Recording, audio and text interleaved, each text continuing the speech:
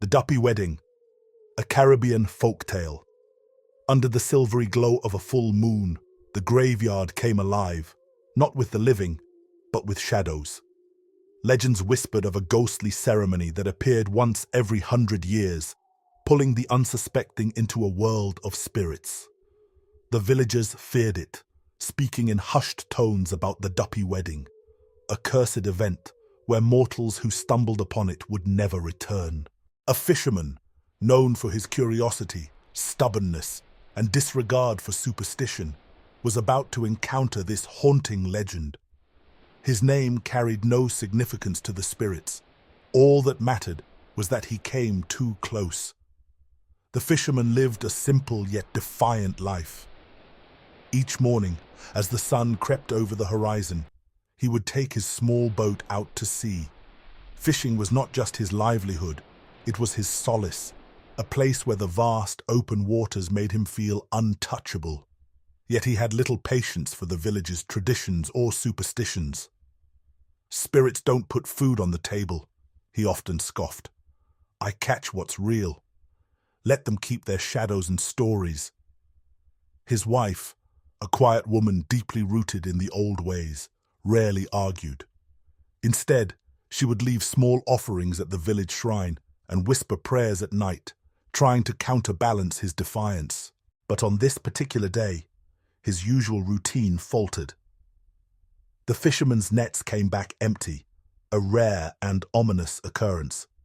Frustrated and determined to make up for the loss, he decided to try his luck near the cliffs that bordered the graveyard, a place shunned by the villagers, who believed the spirits claimed those who wandered too close. His wife's quiet warning echoed as he packed his nets. "Don't fish near the graveyard. That place holds more than shadows." "Enough!" he snapped. "I've fished my whole life. No Duppy has ever pulled me from my boat." As he set off toward the cliffs, a faint drumming drifted on the evening breeze. The village elder had been watching the fisherman throughout the day. The drumming had begun earlier than usual, a foreboding rhythm carried on the wind. He knew the meaning. The Duppy Wedding was near. When he saw the fisherman heading toward the graveyard, the elder intercepted him with urgency. "Do not go near the graveyard tonight," he said, his voice trembling. "Stay away from the crossroads where the living meets the dead. The drums you hear, that is no music for the living." The fisherman smirked, though unease flickered in his eyes. "Old stories for old men. I have work to do." The elder grabbed his wrist, his grip like iron. "These stories are old for a reason. Those who ignore them do not live long enough to tell their own. This is no ordinary night. The Duppy Wedding draws near, and if you stumble upon it, there will be no return." For a moment, the fisherman faltered, the weight of the elder's words pressing on him. But stubbornness won out. He shook off the elder's hand and walked away, calling over his shoulder, "I'll bring you a big catch tomorrow. Maybe then you'll stop with these tales." The elder turned to the gathered villagers. "He doesn't understand," he said grimly. "The Duppy Wedding is not just a story. It is a curse, one that takes the foolish and leaves behind only whispers." The graveyard sat on a hill overlooking the sea. That night, its usual silence was broken by the haunting rhythm of the drums. The fisherman, though unnerved, pressed on, his curiosity overpowering his caution. He followed the moonlit path, the jagged headstones and overgrown grass casting eerie shadows. The air grew colder, the scent of jasmine mixing with something metallic and faintly rotten. A strange glow appeared ahead. Abandoning his nets, he crept closer, his heart pounding. When he saw it, his breath caught. Spectral figures danced in a circle around an altar. Their tattered clothing shimmered like water, beautiful yet decayed.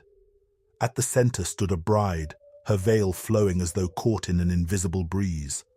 Her presence commanded the spirits, their silent faces turned toward her in reverence. When she turned and looked directly at him, he froze. Her face was hauntingly beautiful, her eyes glowing with an unnatural light. Slowly, she extended her hand toward him. The bride's story was one of love turned bitter. Long before the graveyard existed, she had been a joyful young woman, betrothed to a charming merchant who promised her the world. But on their wedding night, under a full moon, the groom vanished, sailing away with no intention of returning. Her despair consumed her. She fled to the forest, where she begged the spirits to take her pain away. They granted her wish, binding her to a curse. Every 100 years, she would hold a ghostly wedding, seeking a mortal groom who could solve the riddle of love. If he succeeded, she would be freed. If he failed, his soul would remain in the spirit world forever. For centuries, none had succeeded. The fisherman suddenly found himself in a ghostly tuxedo. A chorus of spirits chanted, "The groom is here! The groom is here!" The bride's touch was cold as she whispered, "You are mine now." Before he could protest, the spirits forced him toward the glowing altar. "You have until dawn to solve my riddle," the bride said, her voice echoing. "Fail, and your soul will remain here forever." "What is the riddle?" he demanded. Her lips curved into a faint smile. "What has roots as deep as the ocean, yet flies higher than the clouds?" The ground beneath his feet gave way, and he fell into a shimmering world of mist and shadows. He wandered the spirit world, desperate for an answer. Ghostly figures whispered cryptic advice. "The ties between the living and the dead are stronger than they seem," one said.